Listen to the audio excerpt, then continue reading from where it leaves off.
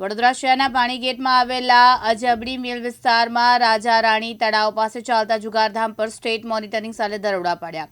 રેડના પગલે જુગારીઓમાં દોડધામ મચી ગઈ, જેમાં સ્થળ પરથી 12 જેટલા ખેલીઓને ઝડપાઈ ગયા છે। જ્યારે જુગાર રમાડનાર મુખ્ય આરોપી અને તેનો ભાગીદાર ઉપરાંત અન્ય બાઇક માલિક સહિત 21 જુગારીને વોન્ટેડ જાહેર કર્યા છે।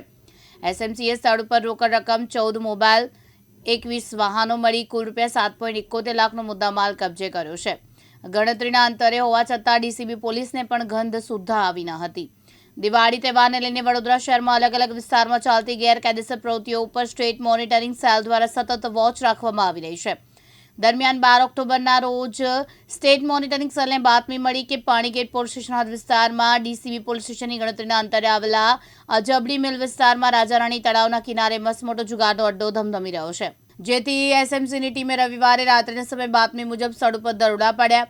પોલીસના રેડને પગલે જુગારીઓમાં દોડધામ મચી ગઈ, જેમાં સ્થળ ઉપરથી 12 જેટલા ખેલીઓ આબાદ ઝડપાઈ ગયા।